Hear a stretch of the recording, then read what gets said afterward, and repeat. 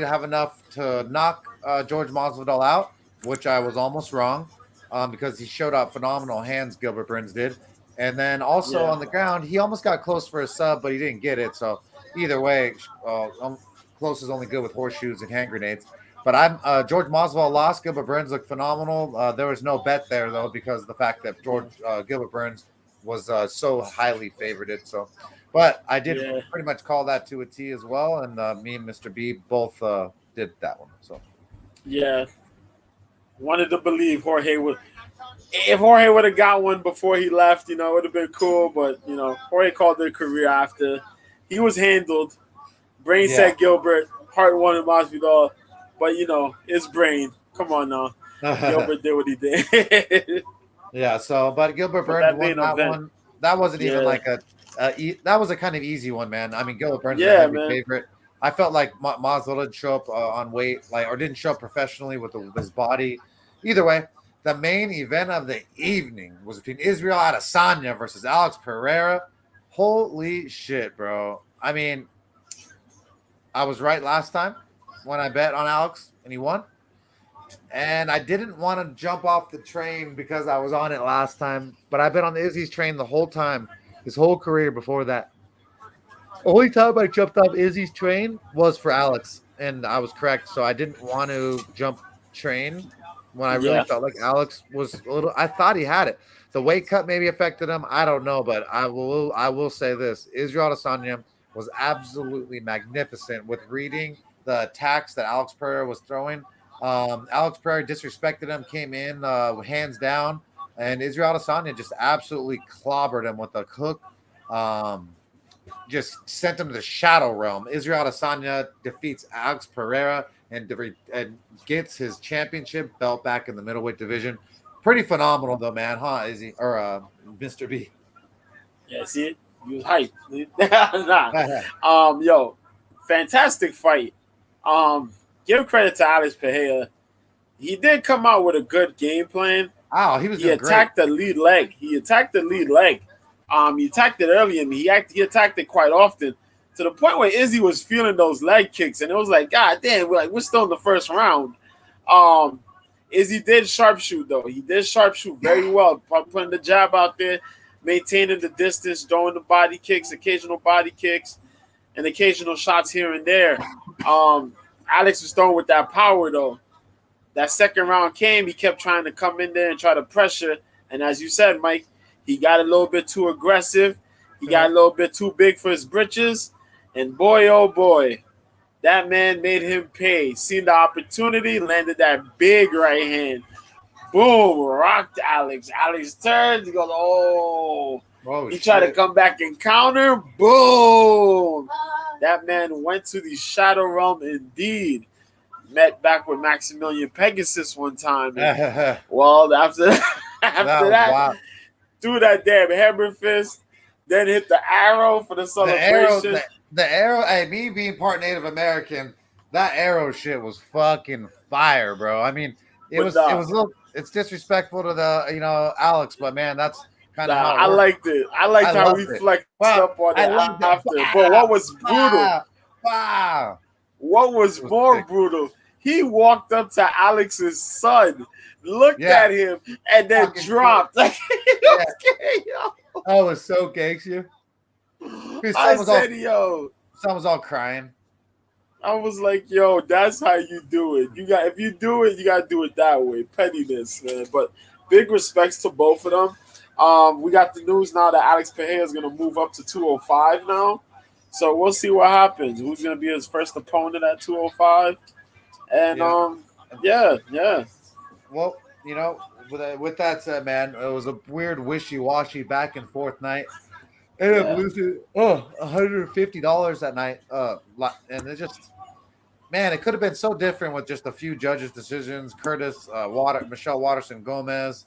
I could handle the Izzy loss. That doesn't bother me too bad because it was fucking spectacular.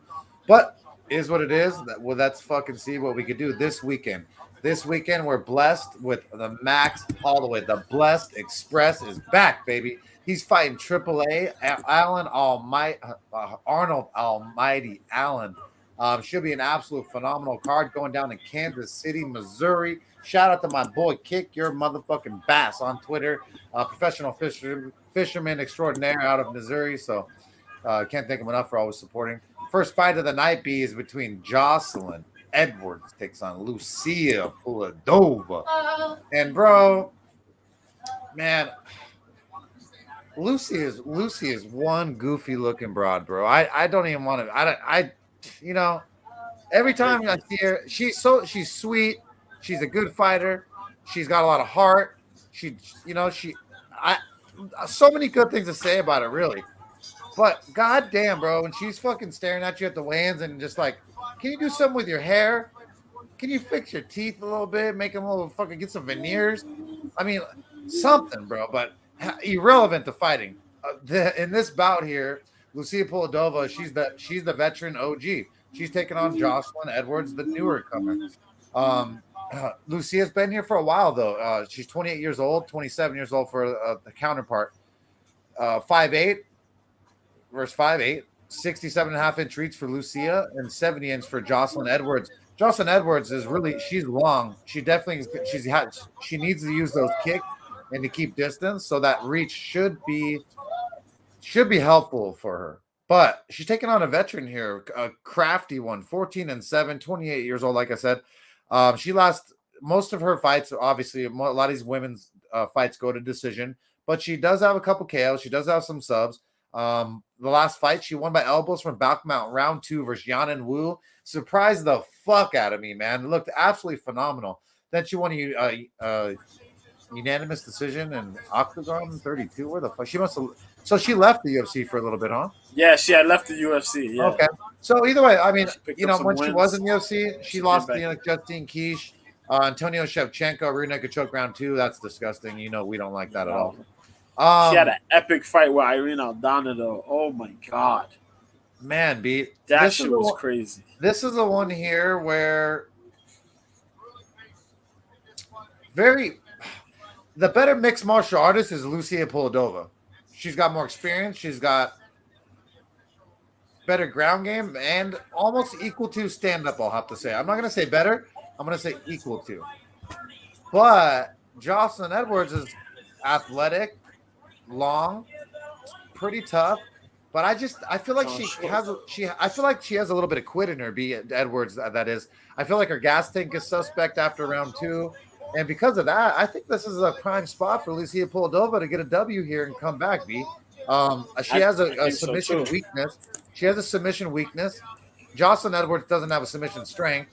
I think this is a very, very good chance for Lucia Puladova to get it done. Right now, odds makers have her favored at -135 plus 115 comeback for Edwards. I'm going with Lucia Puladova, B. I think the veteran is too crafty and she'll be able to pull this one off. But I'll take Lucy. I'll take Lucy. Oh, as well. Shit. I actually was running with Lucy on this one. Oh, no disrespect to Jocelyn Edwards. She has fought in the UFC. Black Lives Matter, but her fights have been close fights. Majority of fights are close fights, bro. It's like, damn, man. She fought Ji Yeon Kim, and hadn't Ji Yeon Kim fucked up on the third round, she would have won that fight. Yeah, 100%. She fought freaking who's it? What's up, boy? Ramona Pascal. Yep. Pascal got beat up on the feet, but she managed to get a takedown on homegirl Edwards. Pudilova could do the same thing, especially now she's there training with John Kavanagh and the SBG Ireland folks. Yeah. Her jiu-jitsu looked really good in her last fight, man. Her ground, I should say. The takedowns looked really clean, and she managed to work her ground and pound, and even search a little bit, fish for a submission attempt here and there. The thing that makes this more crazy is that while Jocelyn Edwards, she has high volume. She tends to start off the fights with high volume. There's not a lot of power that comes from her strikes. No. There's a lot of more pitter-patters. She tries to throw the occasional heavy kick, but Pudilova's a monster. Hey, you don't want to go standing. Did you see? Did you see kind of the energy of Edwards on the scale and at the She missed weight by like 5 pounds, by half a pound. Is that what it was? Okay, so she missed weight by half a pound. She looked kind of at weigh-ins. She looked kind of deflated. Okay, cool. Then she did the ceremonial weigh-ins. She didn't even look happy doing the ceremonial Yes, weigh-ins. that's what was weird. And The Pudalova's ceremonial- out there hungry. You know, regardless of what, Pudalova snapped into that psycho chick mode, yo. And you don't want to dare fight Pudalova on the feet, because Pudalova will hit you with some mean shit. Go ask Irene Aldana. She got hit with over 100 strikes from freaking Lucy Pudalova a while back. Yep. Yo, I think that Pudalova will find a way to get a takedown. She'll look for a way to work on Jocelyn Edwards. Yo, Pudalova. Yeah, buddy. I'm glad that you agree, B. And because we have that rule, veteran versus newcomer, I'm throwing down on her. I'm gonna throw down on Lucy. I think that she's worth it. Negative 135, throwing down $135, 1.35 units.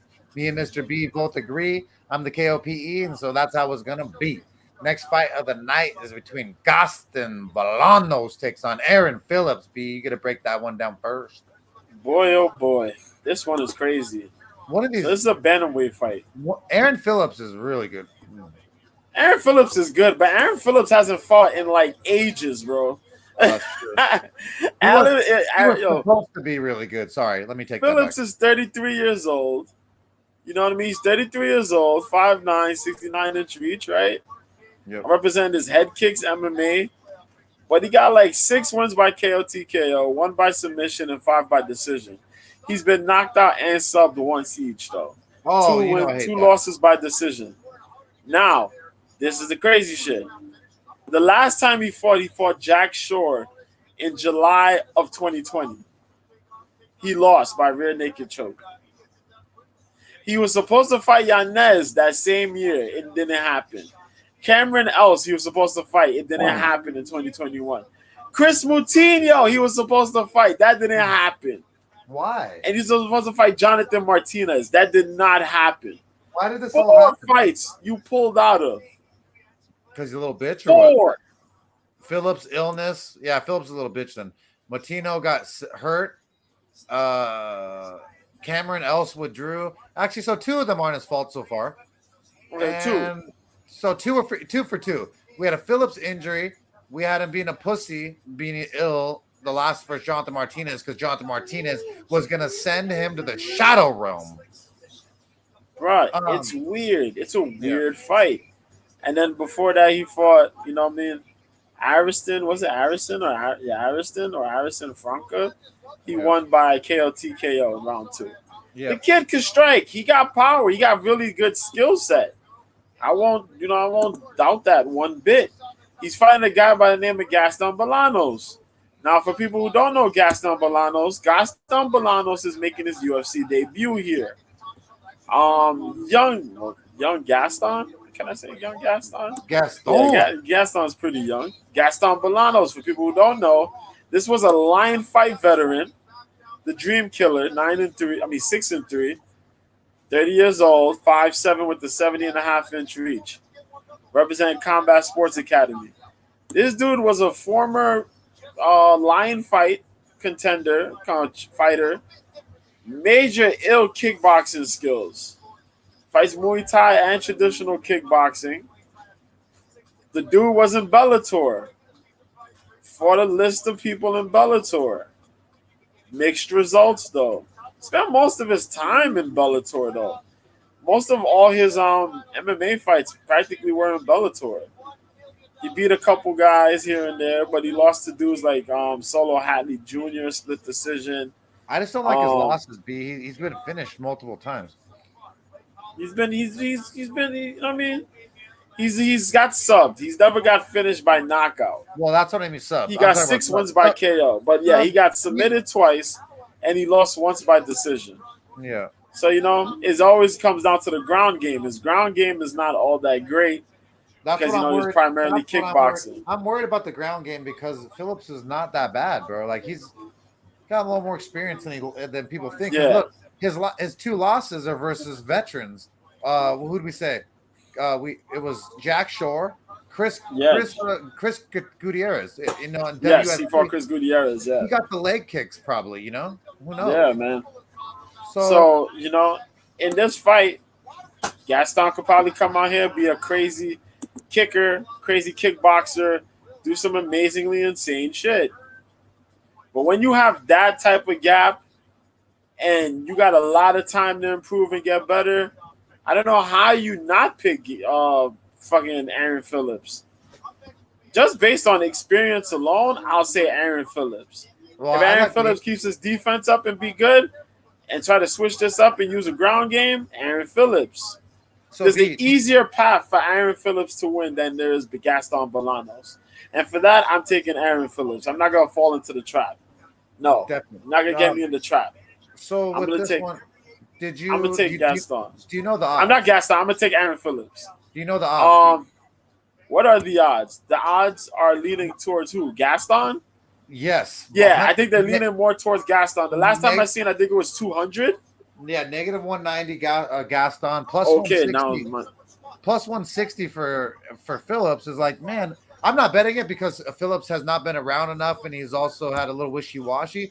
But to the people out there that are betting, there is value on Aaron Phillips on that plus money. I'm gonna pick dog or pass here. I don't have enough on Bolanos to want to throw down. Or back. I don't like his record. I feel like it's a little spotty, inexperienced, and it is what it is. Enough said about that. But we both go to Aaron Phillips with the underdog, which is surprising. Oh shit, Brendan Jenkins. Brendan Jenkins is here on the PFL. Oh, nice. Yeah, that shit is crazy. He's fighting at 170 now. Nice. The next fight of the night. This next girl fight should be very interesting. Bruna Brazil takes on Denise Gomes. Man, the undefeated prospect that Bruna Brazil is really big, man. She's 5'6" versus the 5'2", 66-inch reach versus 63 for the counterpart Denise Gomes. Denise Gomes, tough girl, 23 years old versus 29 for the Bruna Brazil. Man, dude.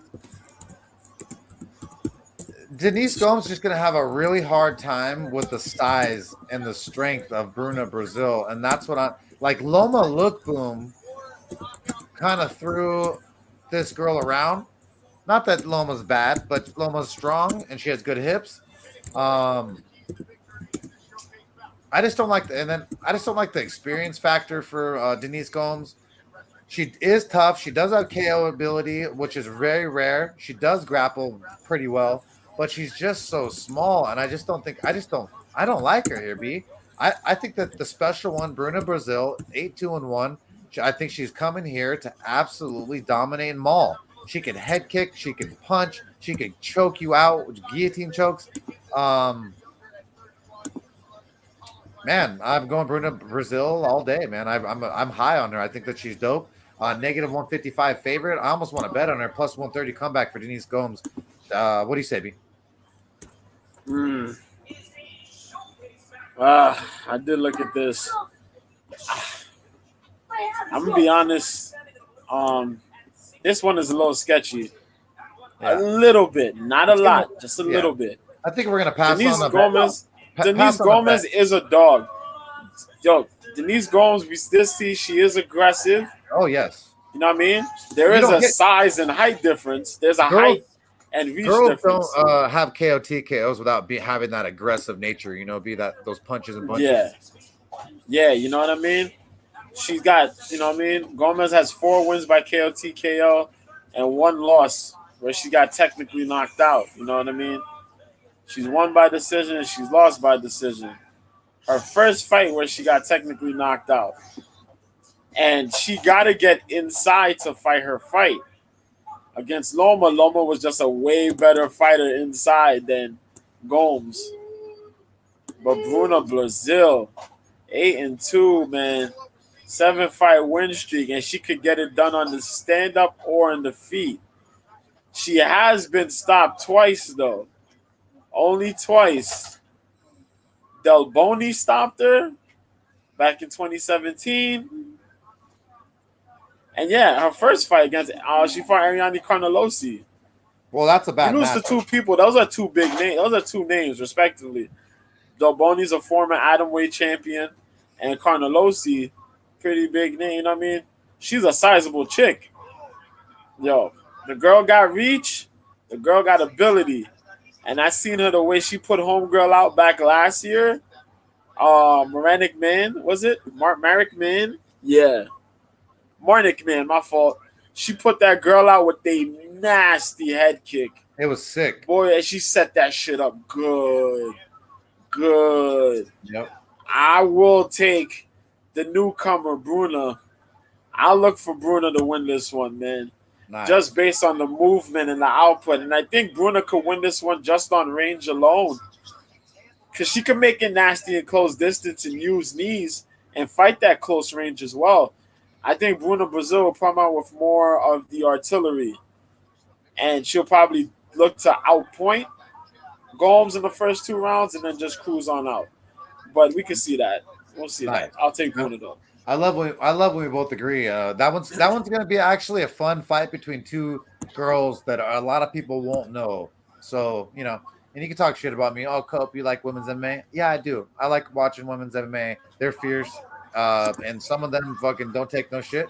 And some of them are hot as fuck. Some of them have nice butt cheeks, all right? So yeah, they both cute. Oh shit, this dude. Give me some Tabitha Ricci fucking butt cheeks and we're talking. But the next fight of the night is between Lando Venata takes on Daniel Zellhuber. You got to break that down first, B. Sure, man. And I'm going to say it right now. This might be a dog or pass situation, but let's see how good I go in breaking this shit down then. We got Groovy Lando, bro. 12-6-2. And, yo, it was only when I was doing this shit during the day, during the week, actually, that I realized that Lando Venata is fucking 30 years old. 31. He's young.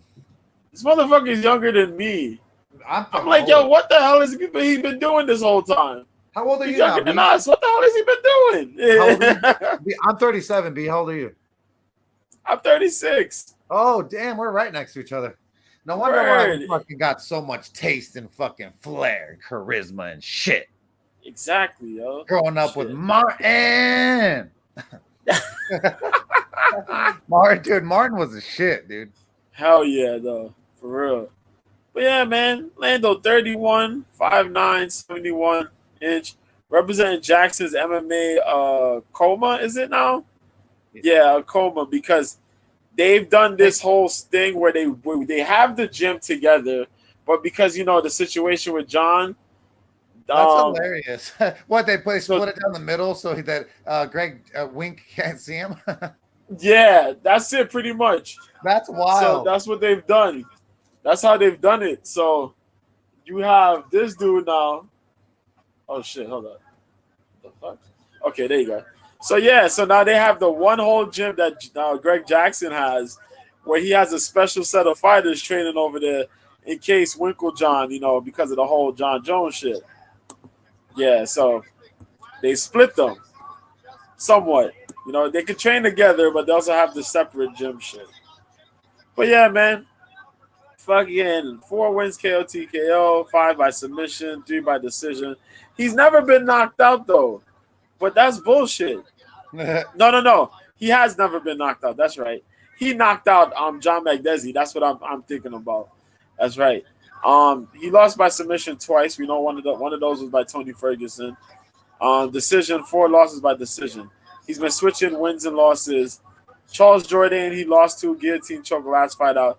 He beat Mike Grundy, lost to Bobby Green, beat Yancy Medeiros. Both of those fights were crazy as fuck. Mark Jacasey, he lost to, but Marcos Mariano. Kickboxing for sure. He's kind of improved his takedown defense. He has a nasty submission game. Oh, shit. Brendan Jenkins is getting fucked up on the feet, boy. He's getting lit the fuck up. Nice. Oh, but yeah, PFL's fun Lando, bro. They have some good mismatches. Yeah, but Lando is a really good fighter, though, man. When he's on, though, he is on. And he can get some nasty shit going. He has a mean third round when he's in there. But those kicks, man, his mix-up, his funky style of kickboxing is insane, though. Always guarantee entertaining fights from him. But he's going up against Golden Boy Daniel Zellhuber. Representing Mexico. He's 23 years old, 6'1" with a 77-inch reach. Already the height and reach advantages for him. Representing Extreme Couture. 7 wins by KO, TKO, 2 wins by submission, 3 by decision. 8 his 1 loss in his debut against Trey Ogden. So kick your Trey ass. Ogden fought last week. Okay? Trey Ogden fought last week. Okay? I want y'all to realize this. Trey Ogden fought last week to Ignacio Bahamondes. And Ignacio lit him up on the feet. Mm-hmm. After not fighting for how long? And Trey Ogden beat this guy in his debut. But other than that, he beat Lucas Almeida unanimous decision on the Contender Series. And he got a lot of wins by KO, as we mentioned, and submission. Good skills, but he just froze against Ogden. Of all people, you froze against Trey Ogden. Pretty weak. I think this guy comes in now, really long reach, pretty good output, pretty decent output, although he was frozen. You know, he kind of finds his shots here and there. On the Contender Series, though, he did get dropped, which kind of has me questioning, you know, where his mindset is at in these fights. You know, what the hell is he doing? What's he doing right from what's he doing wrong? Trying to get shit measured out or whatever. I think after having the first fight and losing that first fight, I think he comes in. I think this fight will be probably a lot more closer than what it should be, though.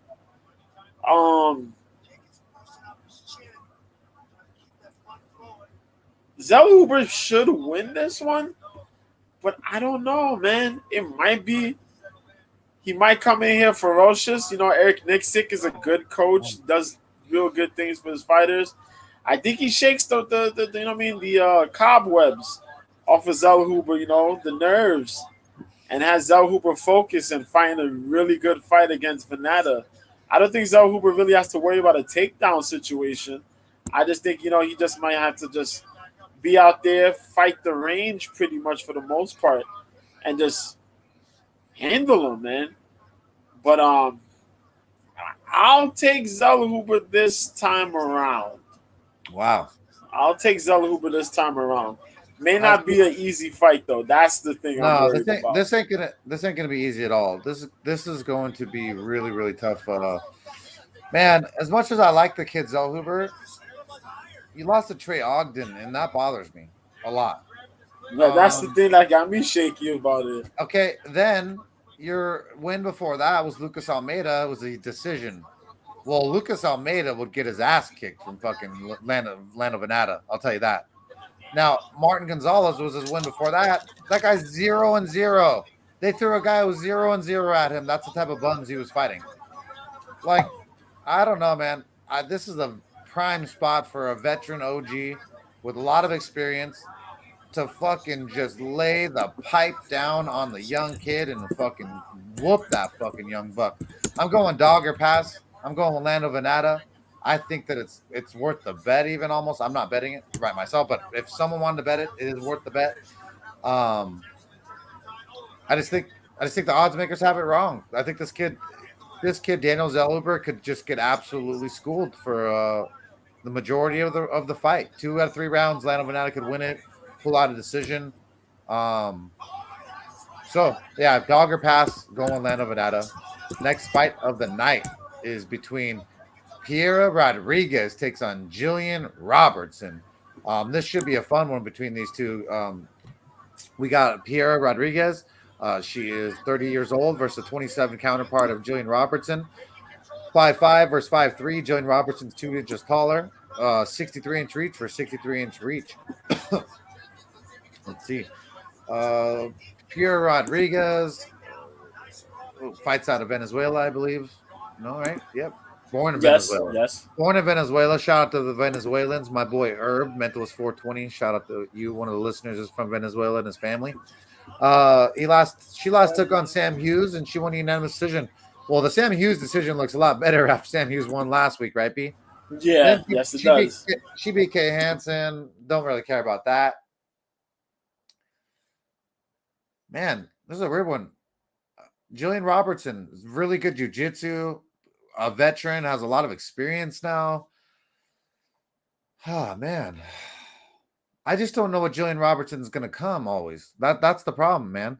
Her grappling is so sick. If she get this fight down on the ground, but her wrestling and her entries are just not the greatest. So that's what bothers me. And then if she can't get you down, her striking starts sucking really bad. And then JJ Aldis whoops your ass in a unanimous decision type stuff.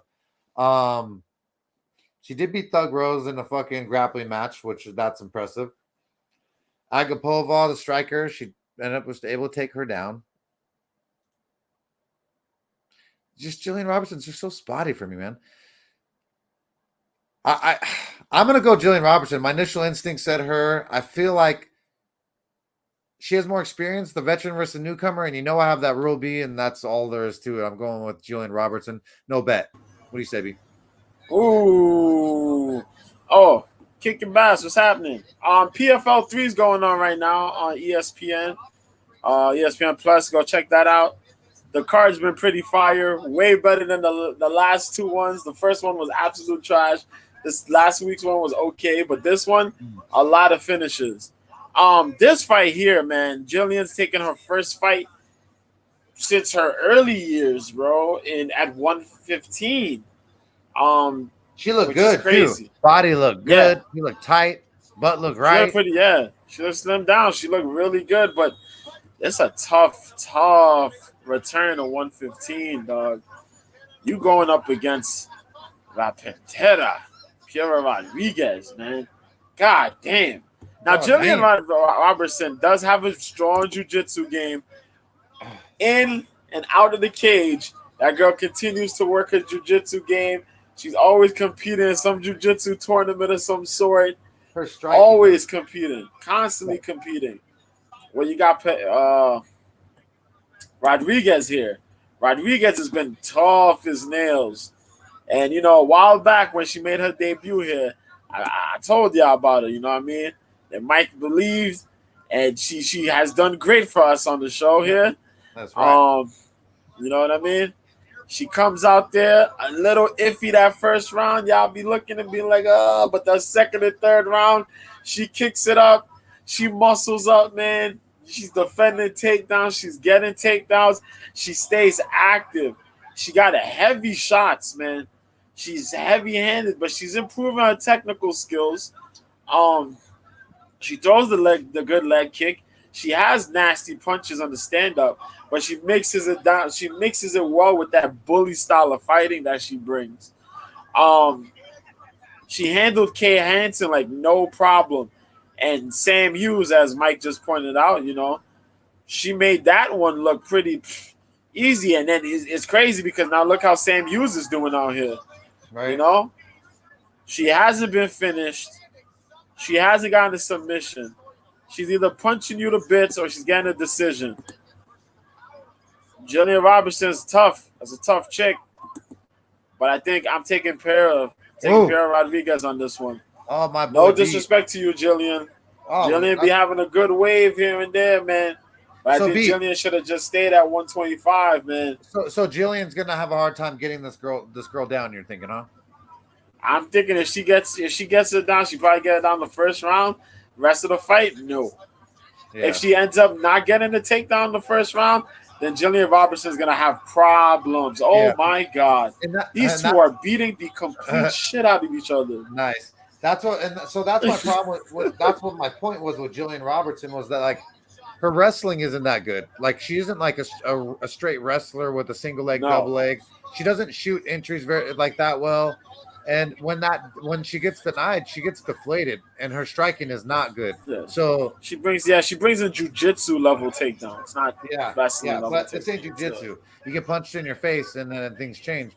So I'm still gonna pick the veteran versus the newer girl, but I definitely see many flaws in Jillian's game, which is the wrestling takedowns and then the striking. So Pantera's Piera Rodriguez is an underdog right now, B. Yeah, I know. Which is that's wild. I want to take that. I want to take that. So plus 100, negative 120. It's like dog or pass almost. But I got to go with my rule: the veteran with experience. Jillian came in weight. She looked good, and so I'm gonna just stick with my guns on that one because I just don't know how good Pierre Rodriguez's takedown, like how good is she when she's on her back? I don't know. I haven't seen that. So that means a lot to me, and I know what I'm getting with Jillian Robertson in the sense, but I also know that Jillian Robertson get her face punched in as well. Next fight of the night is between Ed Shortfuse Herman takes on Zach Cummins. You got to break it down first, B. All right. This is probably this is the weirdest fight of the night. You want me to break it down? Yeah, I got you right now, man. You hate this one? So the next fight is Mateus Nicolau versus Brandon Royval. It's a flyweight fight because there's no way in hell I'm going to be talking about Ed Herman and Zach Cummins in 2023. Get the absolute fuck out of here. Nah. Well, that's easier said. That's perfect, dude. I can't believe that seriously, man. I don't want to waste time on this, so I'll do this real short. Just pick who you want. Ed Herman is a freaking Ultimate Fighter 3 winner, was he? Yeah. Long career. Crazy jiu-jitsu skills. Trains with American top tier. Got a list of who's who and wins. He's won some, he's lost some. Respect. He lost against Alonzo Menafield last time out. But he had a lot of fights that he was supposed to fight that got scratched off in his last couple years here in the UFC. You know, we had COVID and all that stuff happening. He's got notable wins and notable losses. But his jiu-jitsu has always been the thing. He has improved his hands quite a bit, but his jiu-jitsu is the thing. And he used to be a middleweight, but now he's fighting at light heavyweight. Zach Cummins has fought as light as a welterweight, 24-7. He's never been knocked out. He's only been submitted twice. 5 losses by decision.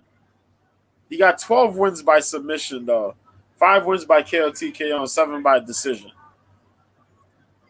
He fought Omari Akhmedov and lost. His last fight was against Alessio Di Chirico. And he was kind of losing that fight.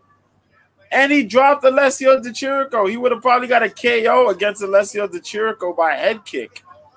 You know what I mean? But he's fought a list of guys, a list of who's who. He's lost to dudes like Gunnar Nelson. He lost to dudes as small as Michel Prazeres, a.k.a. the Tractor, homie that was super small but extra muscular. You saw that had to check that motherfucker. That guy, he's fought a list of who's who himself. He's fighting out here in Kansas City because he was born in Kansas. So he's a hometown hero. This goes as simple as this. It's a slow fight. It's a slow-paced fight. Output won't look crazy. There's going to be a lot of fucking clinching. If it gets taken down, there's going to be a lot of position and not enough ground fighting. It's going to be one of those fights where you can probably take a break. The winner will be a close contested. It'll be close, though. This is where you run to the cooler, run to the bathroom, go grab your girl's butt, give her a quickie, give her the sticky, go blaze I'll take Zach, though. I'll take Zach, though, because Zach fought at lighter weight classes. He'll probably be the lighter guy. The more speedy on the feet guy, dude. So I'll take him. I'll take Zach. B said that's so sweet because I could have been way ruthless. There's no fucking point of breaking this down. This is stupid. Like, this is a sacrificial lamb, a poor veteran of the sport, just getting absolutely thrown to not like the wolf, but like, come on, like a younger, stronger, kind of the same version. They're very similar of the same style type of dudes. These guys. Yeah, they're not.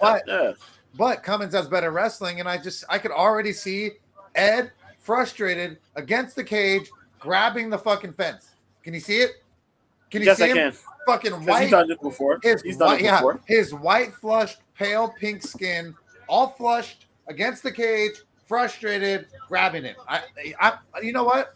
If there is a bet that a fight, if he loses the point, that'd be a good bet. A very good bet. There are some crazy books out there. So if anybody has that crazy shit, if you can do like there's gonna be a point deduction in the fight, I believe that there will be because it's gonna be one of those boring, sloppy fights. Mr. B just said the same exact thing. I'm going Zach Cummins. We talked enough about a fight that we both absolutely disgusted by. Next fight of the night is something much more exciting. Brandon Royval takes on Mateus Nicolau. This should be a really good scrambly affair, huh, B? Yeah. We got I like Mateus Nikolai's striking. I think that he's a little bit underrated in the sense. Brandon Royval, he's got a jiu-jitsu game, really scrambly. A lot of people know him by he got his shoulders separated in the middle of a match. Brandon Royval's going to have 3-inch height advantage. He's going to have a big reach advantage. He's going to have a 4.5-inch reach advantage. But I like the boxing of Mateus Nicolau a lot better. He's also a BJJ black belt, I believe. Let me double check that before I run my mail. I gotta look up. Sorry, guys, it's gonna take me a second. Mateus Nicolau, BJJ black belt. I just wanted to make sure before I say stupid shit. I just think that this here, not only does Royval have to worry about his joints popping out, not even being popped out in a submission.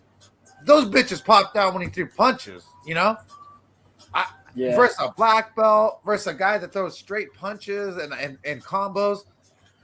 I think that Mateus Nicolau could end up throwing some vicious combos and battering Royval's face, getting him down on the ground and subbing him. I'm going Mateus Nicolau. Am I just totally off here? What do you think? Fuck. I was going to take the underdog here in Brandon. Oh. But it'll switch up. It'll probably switch up. The thing is this. I don't care if you do it. The thing is this. Brandon Royval, southpaw. Nicolau's an orthodox dude. Brandon Royval's way to winning this shit, he has to make everything different. B, you read that? Oh, yeah. Charles Oliveira, he did get removed from UFC 288 because he got injured, man. Yeah, let's sidebar real quick and talk about it. Charles Oliveira, yes, earlier today it was announced Charles Oliveira has been removed from the UFC 288 card due to injury. He was supposed to fight Beneil Dariush on the card. That is not going to happen.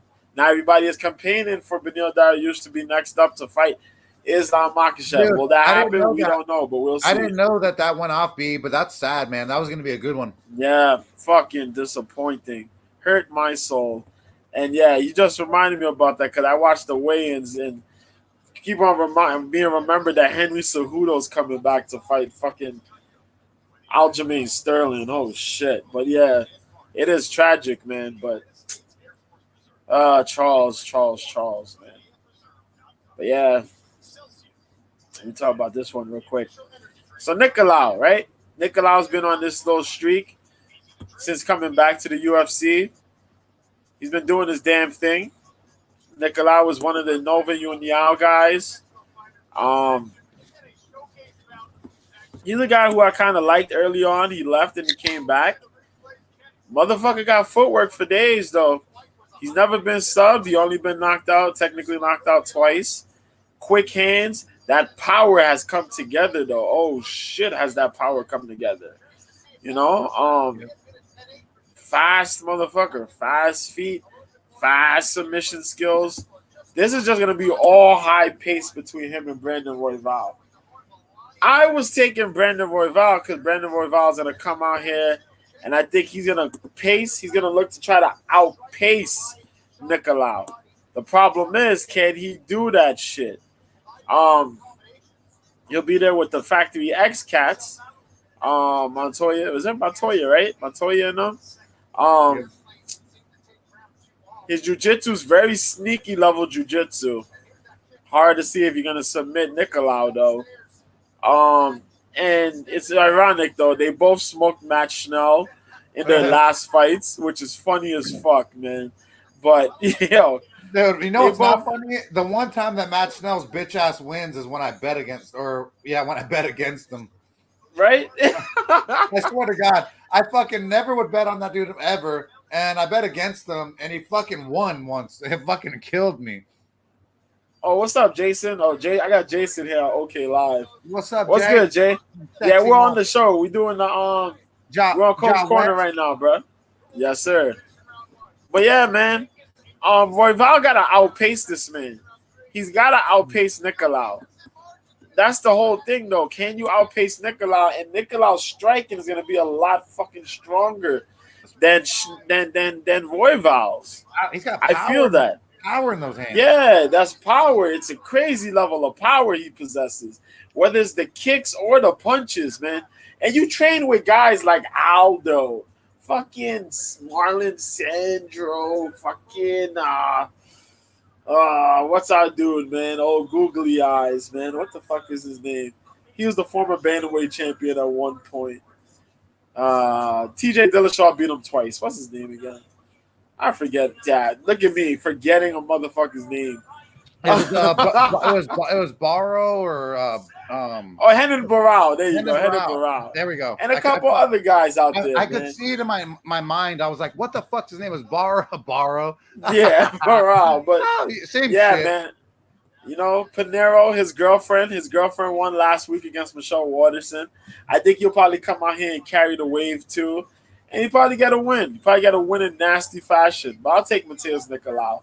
I'll take Mateus.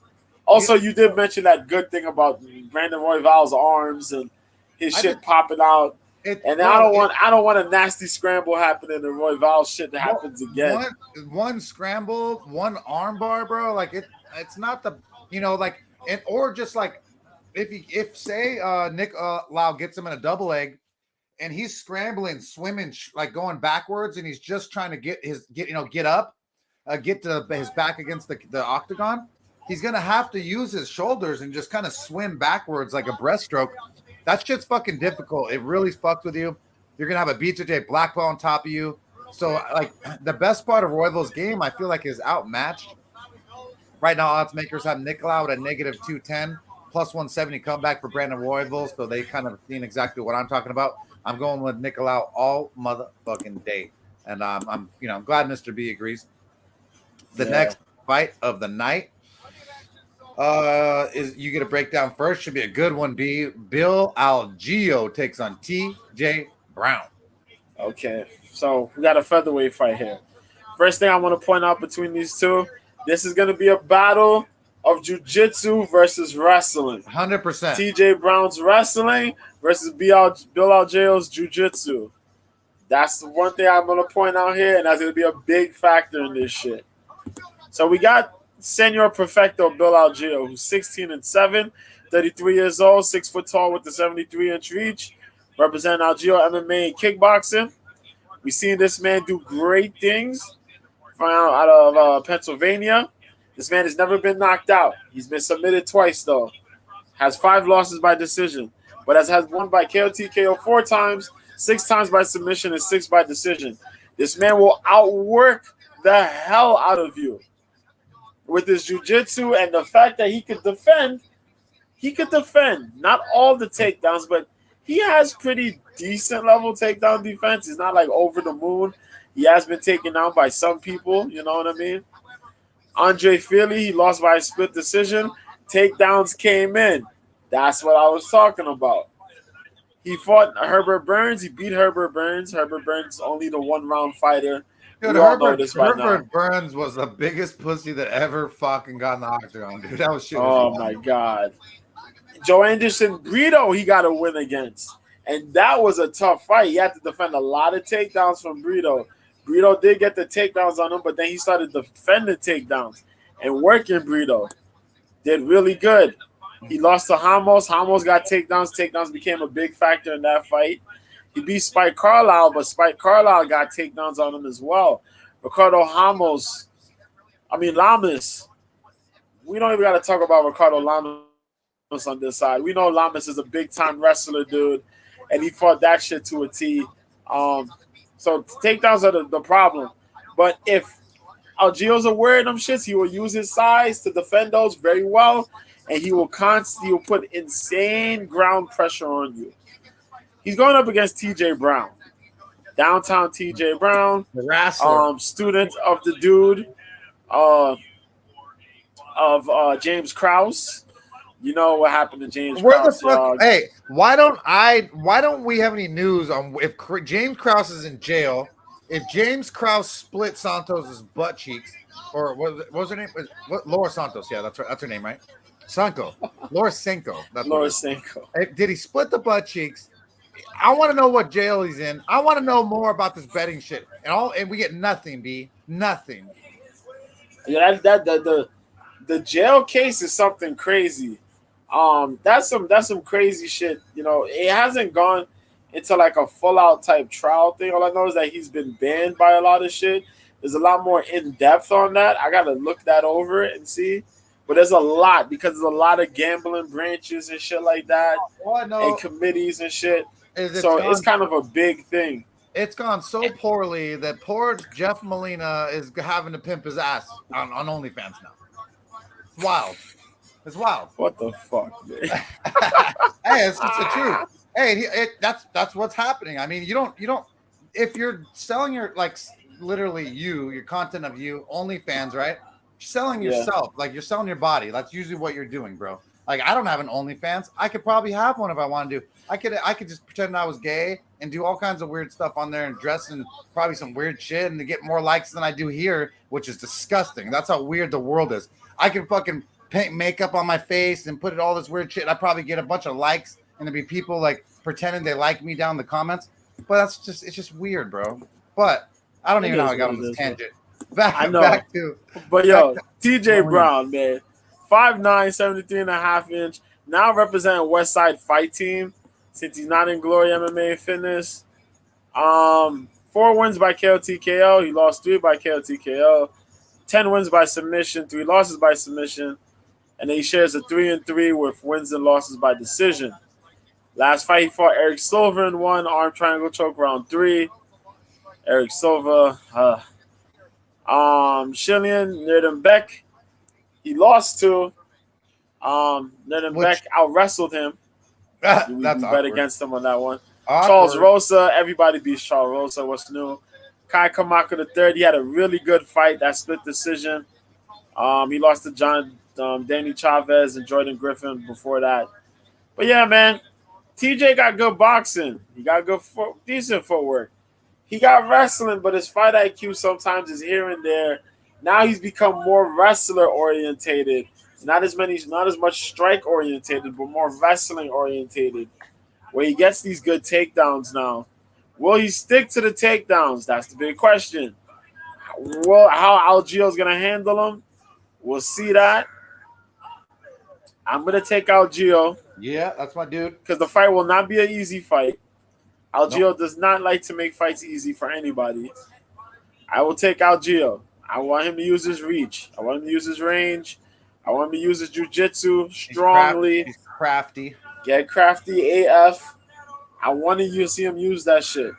Make this a tough fight for freaking TJ. Because when you make it a tough fight for TJ panics, and that's when he leaves himself open for silly shit. Yep. Go ahead and do that. Bill Algio's the pick. Let's go. A good breakdown, B. I'm going with Bill Algio as well. Mostly because the Shaylin Nurenbeck he lost, that's really not sitting well with me in the sense of that Shaylin Nurenbeck just got absolutely wrecked by Steve Garcia. And so it's like, man, Bill Algio, I feel like his jiu-jitsu is slick.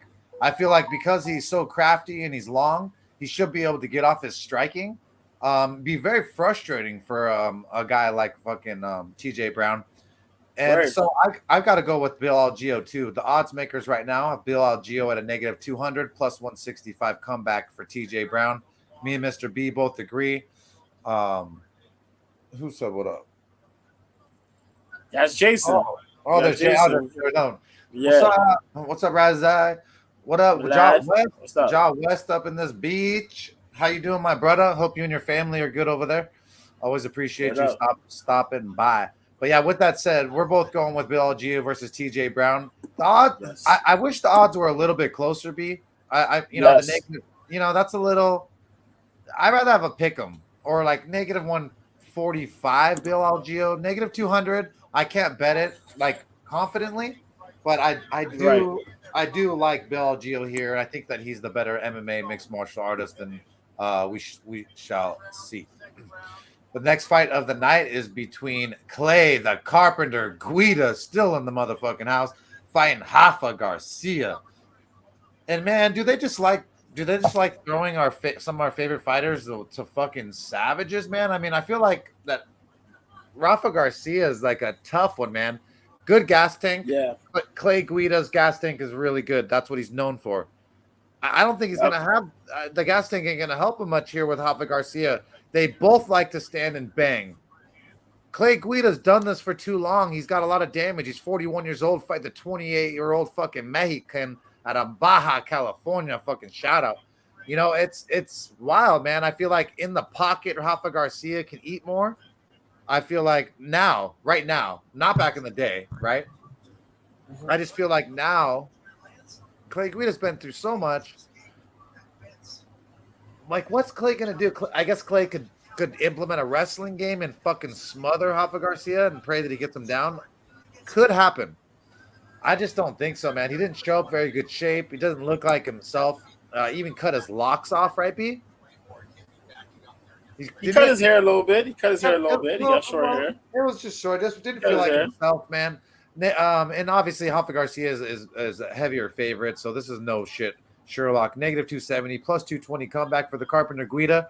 I wouldn't hate it for someone in Vegas to throw down money on the OG. I have the rule OG versus newer guy, but I have the rule the OG with some gas left in the tank, and I feel like there's not enough petro left in that fucking tank of the boy Carpenter Guida. No. So I got to go Rafa Garcia. B. Do you have any different on that one? I'm gonna tell you. I'm gonna take Clay Guida. Also, this is the first round of this fight between this debuting dude by the name of Miranda. Bruh, I don't know, but the guy he's fighting is out of France, I think. And this motherfucker is like, he's going for desperation single legs. This is not going to be good. But yo, look, Rafa Garcia is a tough hombre. He's young. He's on the younger side, man, and he's game as hell. We've seen so far in this UFC. If you watch him in Combate, he is tough as nails, man. And he's putting his game together. Yo, but I see there's a way for Clay Guida to get this one, man. Clay Guida OG. But if Clay Guida gonna go heavy wrestling, he gotta fight to outwork Rafa Garcia. He can outwork Rafa, but the problem is that Rafa got hands. Rafa can land really fucking well with his hands, especially if he's getting those tight combinations. If he gets those tight combinations, he's a problem. He's also pretty good when he's trying in his takedown defense. If he's got his back against the octagon, he lands really good hands. Yeah, but I think if this dude could come out, if Clay Guida could come in and Clay Guida just put that rage, put that gas tank, he had to put that gas tank pedal to the metal. He could get this one, man. I ain't gonna quit. I'm believing Clay on this one. This is where we're gonna be torn apart, and I'm gonna take Clay Guida on this one. Hey, we battling on this card. Mr. B. I just realized right now you were that little black kid in Angels in the Outfield, huh? Ah! It can happen. It can happen, JP. Nah, Clay, his name was Jay. Clay want to do the damn thing. Clay gonna go out here and do the damn thing, man.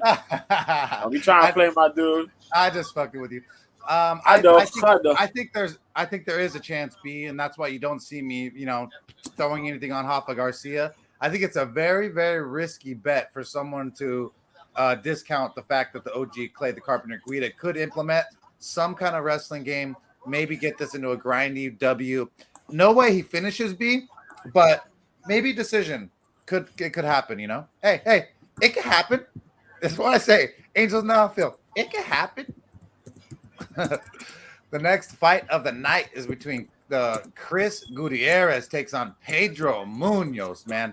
This should be a great fight between these two dudes.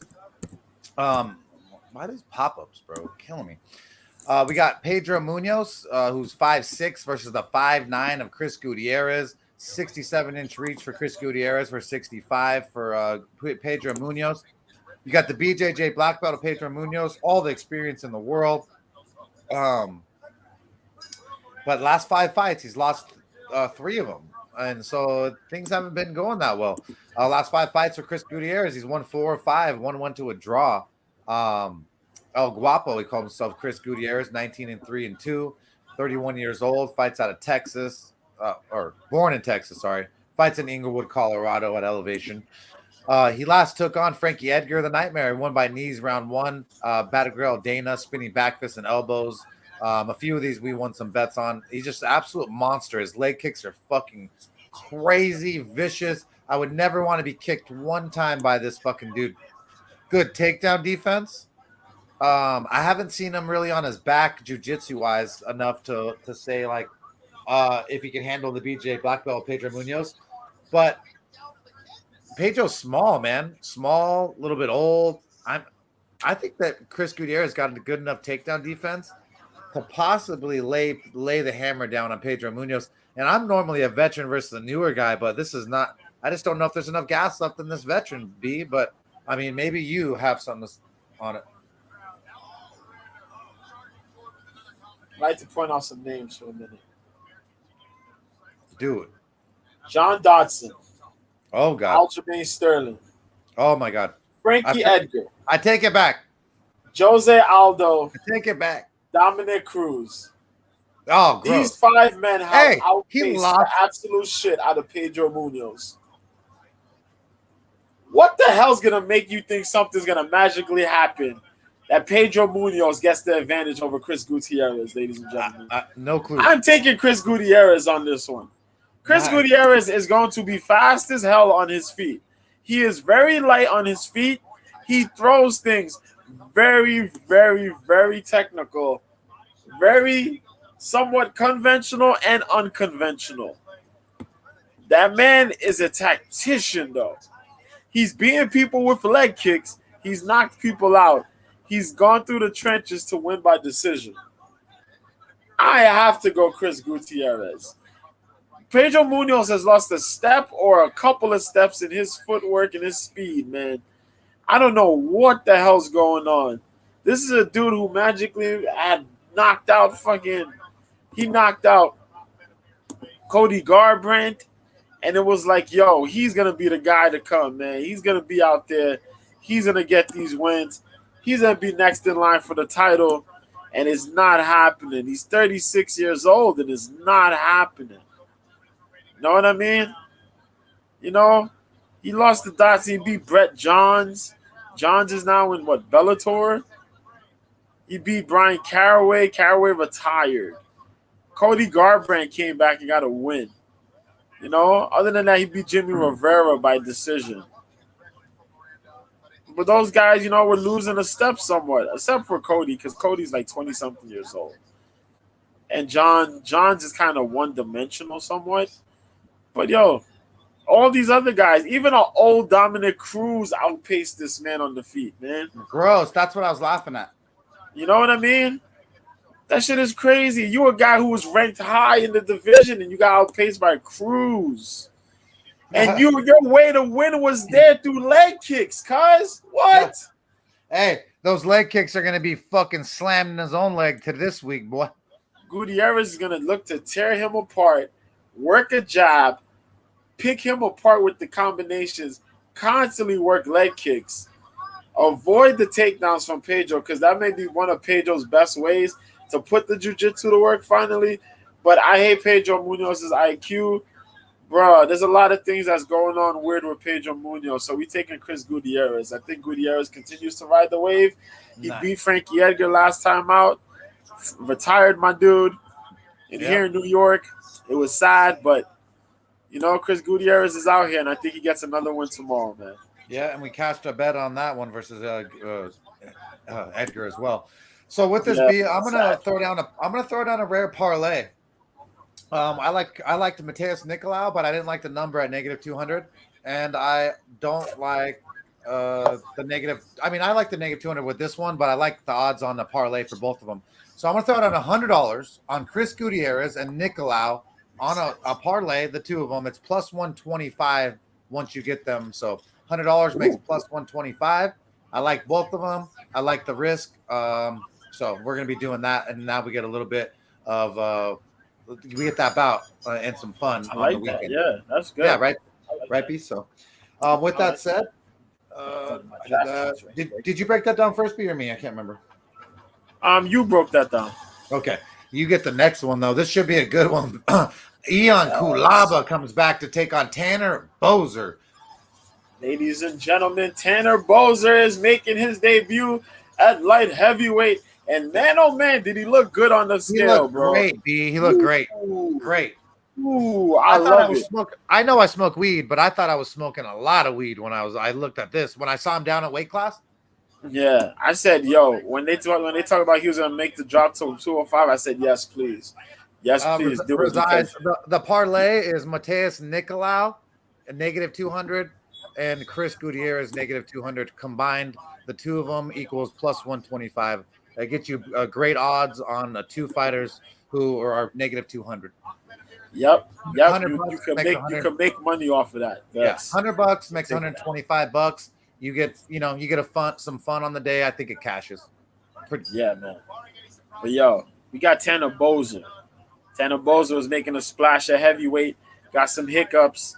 Gonna cut down to 205 because let's be honest, he had the ability, but he was just small, man. He was a smaller size, a smaller framed heavyweight, we could say. Yeah, because he could strike, but he didn't have the strength for takedown defense, really. Oh shit, this dude is, yo, he is beat. Why is this dude not knocked out? What the fuck? Yo, PFL is crazy. But yo, Tanner Boser is 31 years old, 6'2" with the 75.5 reach, representing Bonnyville, Alberta, Canada. And y'all know about how I feel about the Canadian fighters. Yes, Jillian Robertson is Canadian too, but I'm not going with her. But I will be picking Tanner Boser in this one. I will. Now, let's talk about it. I'm with Boser. I'm with Boser too, baby. So I just love it. Boser got 11 wins by KO/TKO. That's what's up. 1 loss by KO/TKO. 2 wins by submission. 7 by decision. 8 losses by decision. He's been technically knocked out once. And that 1 loss by KO has come years and years ago. Yeah, super years ago. Yeah, he fought. Yeah. Oh shit. He lost to the late Tim Hague. That was back in 2015. Is it Hague or got knocked out in 6 seconds, man. Tim Hague. RIP Tim Hague, man. You know, Tim Hague went to boxing, took the damage, lost his life because of the repetitive damage, man. But yeah. Last time, Boser lost to Rodrigo Nascimento, split decision. Very close fight there. He beat Ovince, proved technical knockout. Lost to Ilir Latifi, split decision. Lost to Arlovsky. Beat Pessoa, big-ass Pessoa. Beat Lins. Lost to Cyril Gahn. Beat some other guys. But, you know, high volume, good damn footwork. Super fucking technical. He's going up against Ion Cutelaba, though. Everybody's favorite psycho in the light heavyweight division. The Hulk, Ion Cutelaba.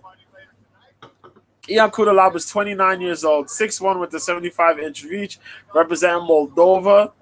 Currently riding a 3-fight losing streak out of Extreme Couture. Oh, this motherfucker finally got a takedown. It only took you about 6+ takedown attempts to finally get one. Psycho son of a bitch. Yo, this dude is wild. But yo, Cutelaba got 12 wins by KO/TKO, lost 3 by KO/TKO. 2 submission wins by KO/TKO. 2 submission wins, 4 submission losses. 2 wins by decision, 1 loss by decision, and then a loss by disqualification. He lost to Kennedy and Chukwu on the second round last time he fought. Johnny Walker submitted him. Ryan Spann submitted him in the first round. Both Walker and Spann submitted him in the first round. He beat Devin Clark, but lost to Magomed Ankalaev. Lost to Magomed Ankalaev beforehand. Beat Khalil Roundtree, but lost to Glover Teixeira. The dude is a short guy. He's a very small light heavyweight. Yes. Compared to a lot of the other light heavyweights, he's a small frame light heavyweight. He's a strong fucking guy, though. That's good for Boser, though. You know, Boser's always a smaller guy. Yeah. He's a small guy. A lot of people urge for the cut to middleweight. We'll see what happens after this one, though. But yeah, Ion Cutelaba is a small guy, but he has power with the first round. After that, though, it's really questionable. And he makes really horrible decisions in fights. Yeah, he does. But you know, if he's getting crazy and he lands, he looks to finish. Yeah. He looks to finish, man. That's one thing I'll always give him credit for. But he's got a fucking finisher. He's got a terrible gas tank. But his gas tank is very suspect. Very suspect. He'd be a 2-minute man for a $2 hoe. Rest in peace, Tupac. But word, man. But yo, in this fight, we're gonna take Tanner Boser. Tanner Boser got to defend the takedowns though. Avoid a lot of the cage shit that Eon likes to do, and just try to counter off of Eon. Eon's gonna try to throw winged punches at times. Nothing's really technical with Eon. He kind of leaves himself open when he wings shit. He gets angry. He gets in the emotions. You just take advantage of that shit. You're a good counter striker, a good striker / counter striker. You can kick pretty fucking well. Go ahead and get the shit done. And yeah, that's what I'm looking for. I'm looking for him to outstrike Ion Cutelaba. Either he wins this by decision or he gets his knockout, man. But I'm gonna take Tanner Boser on this one, for sure. Nice, dude. How the fuck did this guy? Hey, I'm glad that you agree, B. You know, right now that Tanner Boser's the underdog right now. Yeah, and that had me surprised. You I was so like, yes, let's do it. You Let's so do it. crazy. You so crazy. So I'm gonna be dropping down right now on Bovada. They have Tanner Boser being disrespected at a +109 underdog, -130 comeback for Ion Cutelaba. I think it's all smoke and no show. I believe Tanner Boser does the damn thing. I'm throwing $100, 1 unit on Tanner Boser. He's going to be bigger. Finally, for the first time, he's going to be bigger than someone, and that's someone in their division that isn't as big as that they should be for the division. Plus, the wrestling game, the chin. I mean, Tanner Boser's been rocked before, B, and never been down. He's been down, but never when like he could take a punch with that mean ass chin of his. So I like the underdog bet, the +109. So we'll be throwing down on that one. The next fight of the night is between Dustin Jacoby versus Azmat Murazaka. All right. Well, this one I really don't care about. I'm just going to be. I beg your pardon? I don't care about this fight. I don't care about Jacoby. I don't really like Azamat, but I'm gonna break it down still. I just don't like either of the guys. I don't like their faces. I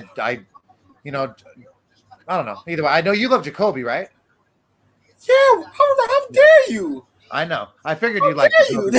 I figured I offended. I offended you. I forgot. There's some people that Mr. B just absolutely loves, and Jacoby is one of them. And I've even bet against him before, and you got offended. But either way, the dude's kickboxing is pretty fabulous, right, B? Yes, Dustin Jacoby's kickboxing is really, really good, man. And so it's really, really good. 6'3" for Jacoby's huge. I mean, I'm not talking shit about Jacoby. I'm not talking shit about Azmat. I just don't like. No. Say what you're gonna say. I don't think they're gonna be a champion. I just think that they're just there. And so either way, the size difference between Jacoby versus Azmat is phenomenal. 5 inches, almost half of a fucking ruler. And then the reach advantage is 7 inches. It's fucking what you wish your dick was for your girl tonight. And it's fucking unreal, dude. So I'm Dustin Jacoby, I'm going with. I'm just picking him. But let me break down Azmat. He's undefeated. Call himself the professional. This dude, ground and pound, and his wrestling and his hips are fucking phenomenal. Most of his fights are won by KO, TKO too. So he's heavy hand standing. I mean, I just don't think he has experience to go with a guy like Dustin Jacoby. But this dude's fucked up. Andre Muniz. Like I said, very impressive for being as small as he is. Just think he's outsized for the weight class, so I don't like him as a heavyweight. And Jacoby, just like he's there. So I'm picking Dustin Jacoby because he's your boy, and I think he's gonna win. But I think I'm disrespecting the Azamat because I don't have anything to like about him. Okay. Don't bet this fight at all. When I say I don't like two people, I'm not being professional. Okay? I don't like them. I don't care about them.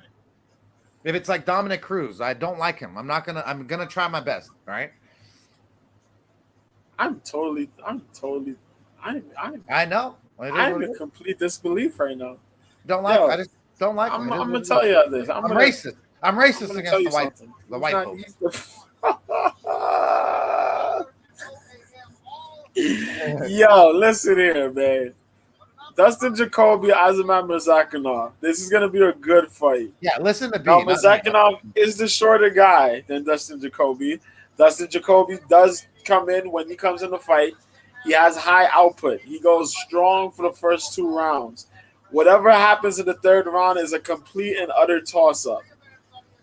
Azamat Murzakanov is a small guy for light heavyweight, but Azamat Murzakanov has shown his ability.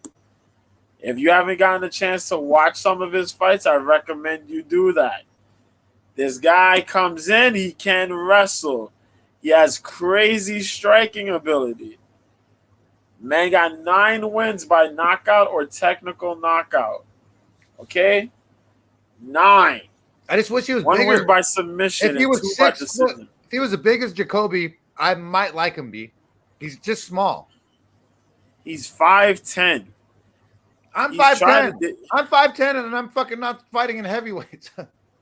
He's fought some guys at light heavyweight. I think he had a fight or 2 at heavyweight, I think. I'm not 100% sure on that, but I think so. But for what he's done pretty damn good for himself. He has. On the Contender Series, he slocked out Mateus Shuffle. And look at Shuffle. Shuffle's fighting on goddamn Shuffle. What you call it, the PFL, trying to chase $1 million. You know what I mean? He knocked out Tafon and Chuku in the third round. It was a good back and forth. Then he smoked the doors, blew the doors right off him. Devin Clark was giving him a little trouble, but he handled Devin Clark in the third round. Landed something really nasty, got the takedown, and then just beat him up on the ground, man. Yo, the guy got good strength, but it's just that, it's a matter of trying to figure out whether is he that light heavyweight guy or is he going to have to move down to middleweight. That's going to be the situation. He has the power, but it's going to come down to seeing how he wrestles in the gas tank against some of these more legit light heavyweights. And Jacoby is legit. I might be hating on him. He is legit too. This is going to be tough for the little guy. Yeah, but I'm going to be taking Dustin Jacoby. I think Jacoby's wrestled. He's fought a lot of different styles, and you know what I mean. During his MMA run, during his comeback here in the UFC, he's looked pretty damn good. He has lost to some guys, but he's looked pretty damn well. I think he could go and have that strong 2 rounds. Defend takedowns from Murzakanov, make this an ugly fight, get the win. That's what we're looking for. Dustin Jacoby, comeback season. Let's go. Yeah, good breakdown, B. I think that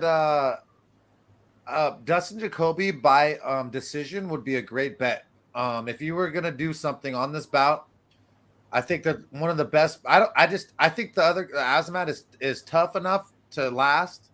And I think that he can go all 3 rounds. And I think that maybe you get better value on Jacoby than, because right now the odds makers have Jacoby negative 165 plus 135 comeback for Azamat. So it's just, if anything, though, my boy Dustin got to keep that hand up.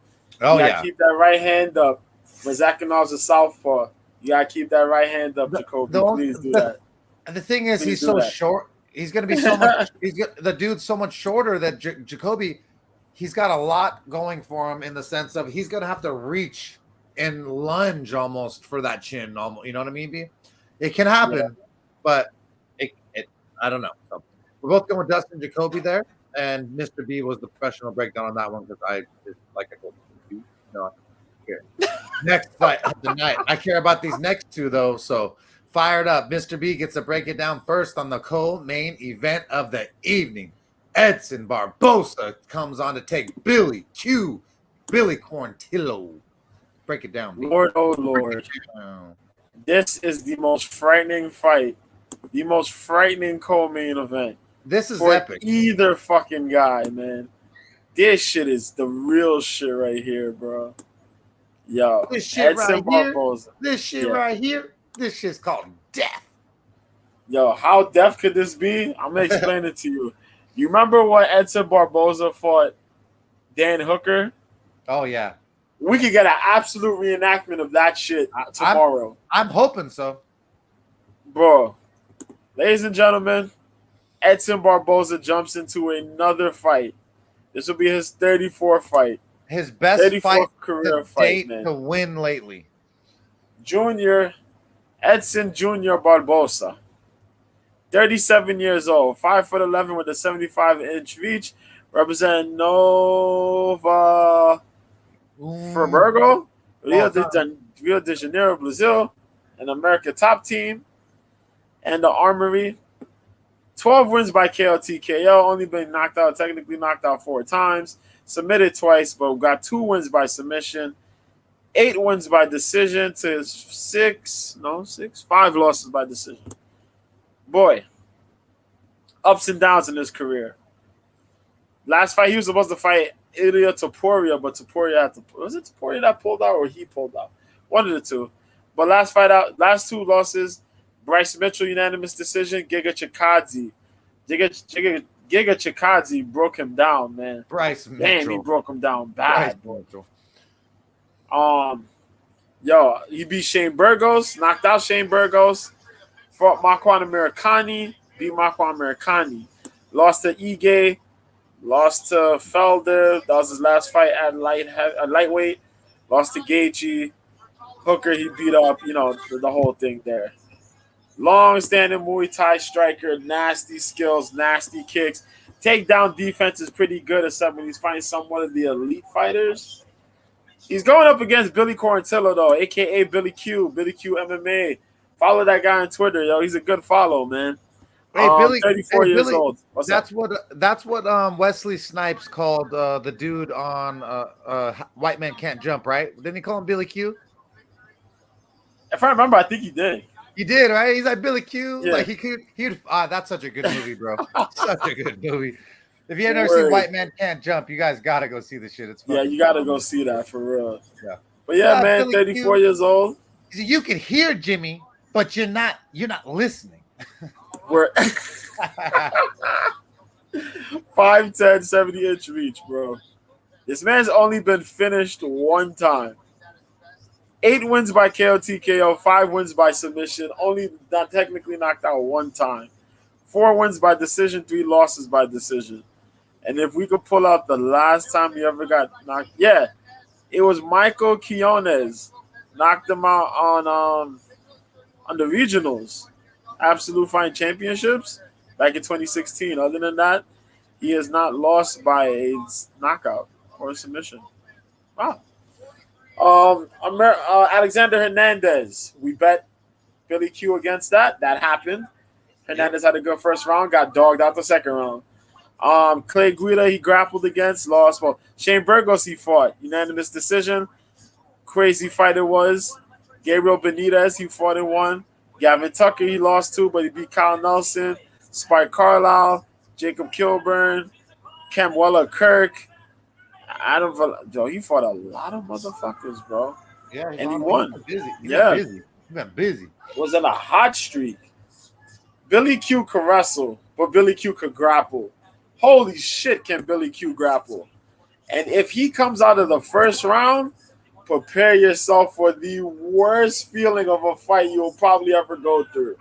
He will dig down deep and have you drowning, bro. Oh, shit. That's going to be Edson Barbosa's biggest problem in this fight. Then again, if Barbosa's defending takedowns, this will be the worst beating that Billy Q will probably take in his life. Yo, Edson's out here and he's not playing around, bro. He's looking to put people through the ringer. And Billy Q is always a game fighter, man. Bruh. I'm looking at this shit. Let's go. And looking by how that fight went when Billy Q fought Hernandez, I think he could pull this shit off again. I think so, too. I think he got a chance. He got a way. But he got to get it to the ground. And let me tell you, if Bryce managed to get that man down to the ground, Billy Q's going to find a way to get him down to the ground. And Billy Q's going to wrap them arms and them legs around, and he's going to wail on this motherfucker. And if he could get 1 takedown, he's going to get 2 takedowns. Yeah. And I think Billy Q's going to go out there. He's willing to take those shots and look to get another win, man. I'm going to take Billy Q. I think Billy Q wins this by decision. If he gets a finish, I'll be surprised, but I'm going to take Billy Q. No disrespect. Edson Barboza is going to make this the nastiest fight for range that you'll probably see in a minute because he's going to throw knees. He's going to look for nasty body kicks on Billy Q. Billy Q got to time it to get inside. But once Billy Q gets inside, this will be problematic for Edson. I'm going to take Billy Quarantillo. There you go. That's my co-main pick. That's a tough one. As much as my heart wants to say that Barbosa is going to come in here and slam fucking shins at a rapid rate into Billy Q, I don't know, man. These guys just aren't throwing enough kicks at the old age. I don't know if it's taking too much energy. I don't know what the fuck's going on. But between Aldo and Barbosa lacking leg kicks in the last 5 fights for each of them, that's what concerns me. Then his takedown defense, he used to have pretty decent takedown defense is what I thought, but he has not improved at all. Like, you know what I mean? Like, he's still like the same wrestler for takedown defense wise, even though he's not a wrestler, he's a striker. So, I mean, I want to pick Barbosa, like, in the sense of like, because I the veteran versus the newer guy, blah blah blah. But I think Billy's a little too long. I think that he's a little grindy. And you're right, man. Bryce Mitchell got him down. I think that Billy Q could get him down a little bit easier. He's bigger. And so I'm going to be going with Billy Q too. You know, even though I do love me some Edson Barbosa. With that said, the reason why we are here is the Blessed Express is back. My boy Max Blessed Holloway is back from the 808. Let's fucking go, baby. He's taking on Triple A. Arnold Almighty Allen. He's one of the best prospects coming out of the UK. And he's going to have a real hard test in front of him when he throws down with my boy Max. He's 5'8" versus the 5'11" of my boy Blessed. He's got a 70-inch reach, though, does the littler guy, Arnold Allen. A 69-inch reach for Max Holloway. Max Holloway's got the BJJ black belt. He's got the striking pedigree. He's got the experience. He's got the old championship belt. He's got my heart forever. He's taken on absolute savages on any time that he's taken an L. So his L's mean nothing to me. It's what has Arnold Allen done for me to think that he could beat a guy like Max Blessed Holloway? You think because he beat Calvin Kattar in round 2 with a knee injury? You think the fuck that's my boy Max fucking Blessed? You got that fucking shit wrong, motherfuckers. You think that Dan Hooker is my boy Max Blessed? You got that fucking sadly mistaken, motherfuckers. You think that Max Bless is Sodiq fucking Yusuf? No fucking way he's a quitter like that motherfucker with that weak-ass gas tank. Gotta be joking me. Max Bless is being absolutely disrespected here. No fucking way does Arnold Allen have anything for my boy Max Bless is going to throw at him, whether it's fucking hands, combos, shots to the body, takedowns, jitsu. Holloway do whatever the fuck he wants with a guy like Arnold Allen if he chooses to do what he wants to do. Max Bless right now, odds makers have him as a favorite at the -170 number, plus 144 comeback for Arnold Allen. I get why all you fucking UK motherfuckers like a guy like Arnold Allen, but he ain't never seen a dog in the guy like Blessed Express. Max Holloway all fucking day. I hope he fucking just knocks him unconscious, B. What do you say? Damn, man. That's fucking crazy. I feel you 100%, man. That's crazy, man. You feeling be disappointed, bro? There we go. Ladies and gentlemen, if you thought I was picking Arnold Allen, you crazy, man. We going Max Holloway all day, dog. Oh, get out of here, man. Right. I'm sorry. Now, I'm going to explain why. Arnold Allen is really fucking good. Let's keep it all the way. Let's be for real about it. Arnold Allen is 19-1. Arnold Allen has done pretty well. A lot of the fighters that I wanted to see Arnold Allen fight, though, he has not fought. That is a problem. That is one red flag. The second red flag here is that he fought Calvin Kattar the last time we seen him fight. Yep. Calvin Kattar got injured in the second round. The first going into the second round. And then the second round pretty much completely. It didn't even fight. So we didn't get a read on what the hell Arnold Allen has improved on. Or if Arnold Allen could go full 5 rounds. Yep. He's been mostly a 3-round fighter. Yep. Yes, he blew the doors off of freaking Dan Hooker. But Dan Hooker returned to 145. And Dan Hooker has been fighting as a complete shell of himself. Yep. He fought Sadiq Youssef, didn't throw. Sadiq threw more than he did, outlanded Arnold Allen. But Arnold Allen dropped him with the damn shots that he managed to land on him. Respect. Other than that, Arnold Allen's game is a pretty leveled-headed approach. He strikes here and there, throws occasional couple leg kicks, throws a couple jabs, throws a couple good combinations, keeps you against the cage. Mixes it in with the occasional takedown.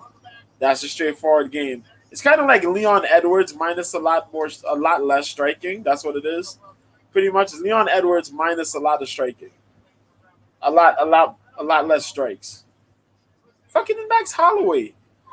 Max Holloway's beating up everybody. Other than Alexander Volkanovski, he's beating everybody up. Everybody. And he's going to continue to beat everybody up. What the fuck? Fucking Max Holloway is taking okay. Max Holloway's gotten damage. He's taking some damage. Dustin Poirier fucking laid pipe on my boy Max. I hated it. It was a great fight. And they're like, he took every one of those, bro. There's no way Arnold's doing that to him, you know? Exactly. Max Holloway's only been finished once in his career, and that was to Dustin Poirier by submission. Other than that, Max Holloway's been here, 31 years old. Max is still out here believing without a shadow of a doubt that he could win the featherweight title again if given the opportunity. That's right. And he's going to continue to beat the complete shit out of anybody else who's trying to challenge him and be that number one guy. If Yair beats Alexander Volkanovski, Max Holloway is going to beat the fucking brakes out of Yair Rodriguez. Yeah, buddy. Again. Yeah, buddy. I'm going to tell you that now. That is going to be a factoid. It'll big be epic. Time. Epic. Yo, hopefully in Mexico. He is leveling up. Max is leveling up during the off season, and we see some new shit out of Max when he comes out to fight. His volume is crazy. His footwork is getting better and better. Whether he wants to be a boxer dude or he wants to be the kickboxer guy, yo, he's leveling up this shit. He's even willing to mix a takedown or two in the mix nowadays, a lot more than before. The jab is perfecto. His double up jab to the straight hand is perfecto. The hooks are always there. He throws these things. The body shots. The volume, the body shots. Golly. The volume. The jitsu that's underrated. Yes.